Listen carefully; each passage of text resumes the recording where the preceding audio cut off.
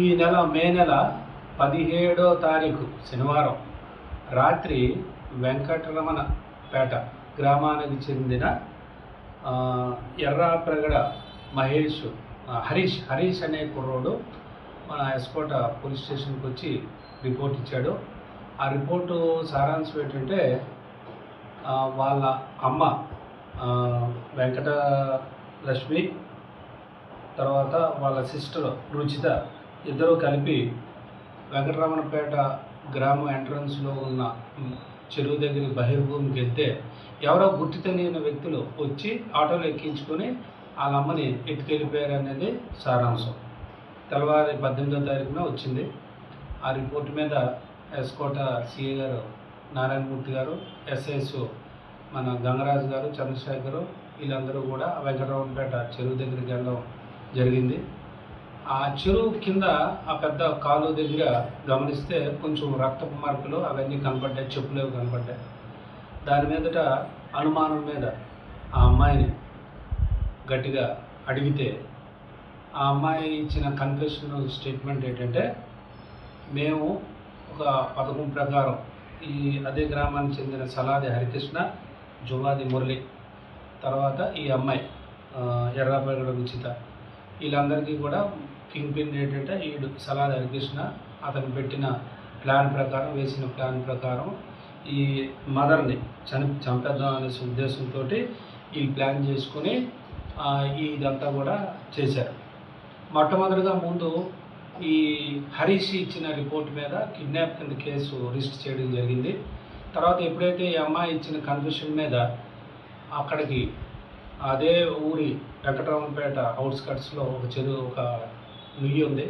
ఆ నుయ్యిలో ఈ తల్లి తాలూకా డిసీజ్డ్ ఎవరైతే ఉన్నారో ఆ అమ్మ తాలూకా డెడ్ బాడీ ట్రేస్ చేయడం జరిగింది. అక్కడ వరకు మనకి ఈ క్లూస్ టీమ్ కానీ, తర్వాత డాగ్ స్క్వాడ్ కానీ వాళ్ళ సేవలు కూడా ఉపయోగించుకోవడం జరిగింది. వీళ్ళు ఏం చేశారంటే ఈవెన్ని అనుకున్న ప్లాన్ ప్రకారము అదే రోజు రాత్రి బహిర్భూమికి వచ్చినప్పుడు ఈ హరికృష్ణ తర్వాత ఈ జువాది మురళి ఈవెన్ మీద నుంచి కిందకి లాక్కుని వెళ్ళిపోయి అక్కడ ముందు బాగా దెబ్బలు కొట్టి పీక మీద గట్టిగా కాలేసి ఒక ముందుగా తెచ్చుకున్న కత్తితో ఈవెన్ని మృతురాలని గొంతు కట్ చేయడం జరిగింది. కట్ చేసి అక్కడ మన ఎస్కోట్ నుంచి జాన్వి వైపు వెళ్ళే రోడ్డు దాటి ఒక చెరువు, ఒక నుయ్యి ఉంటే ఆ నుయ్యిలో పడేసి శవాన్ని పడేసి ఎవరికి కనిపించకుండా కొబ్బరి మట్టలు వేసి కప్పేసి వాళ్ళిద్దరూ అటు వెళ్ళిపోయారు. అనుకున్న ప్లాన్ ప్రకారం ఈ అమ్మాయి ఏంటంటే మా అమ్మని ఎవరో కిడ్నాప్ చేశారని చెప్పడం జరిగింది.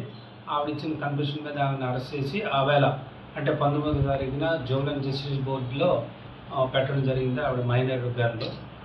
తర్వాత వీళ్ళిద్దరూ పారిపోయి శ్రీకాకుళం, భువనేశ్వరం, ఇటు గుంతకల్లు, కర్ణాటక కూడా వెళ్ళిపోయి ఈరోజు ఉదయం ఎక్కడైతే వీళ్ళు బండి ఒక దగ్గర దాచుకున్నారో మన వెంకటరమణపేట దగ్గర ఉన్న బస్సుకి దగ్గరలో ఆ బండి తీసుకొని వీళ్ళు ఇంతకుముందు అరకు ఏరియాలో ఒక జేసీబీ వర్కర్ దగ్గర అక్కడ పనిచేశారు. అక్కడ పనిచేస్తూ ఇంకా అక్కడ కాలక్షేపం చేసుకొని పోలీసులు దొరకకుండా అక్కడ ఉందామని బండితోటి వెళ్ళిపోతుంటే అరకు సైడు మాకు వచ్చిన ఇన్ఫర్మేషన్ మీద ఇవాళ ఎస్కోట్ సిఐ గారు నారాయణమూర్తి గారు, చంద్రశేఖర్ సిఐ గారు, మన గంగరాజు ఎస్ఐ గారి సిబ్బందితో వాడిని పట్టుకోవడం జరిగింది.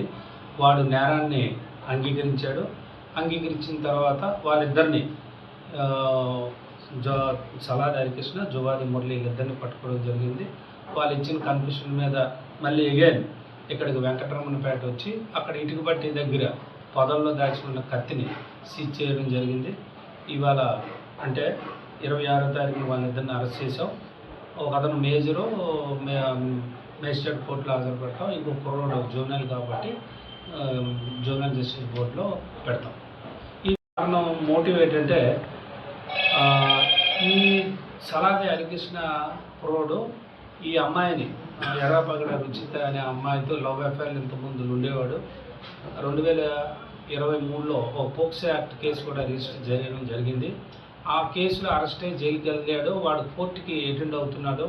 వాడికి ఈ కోర్టు కేసు ఉండడం వల్ల వాడికి ఉద్యోగం రావడం లేదు.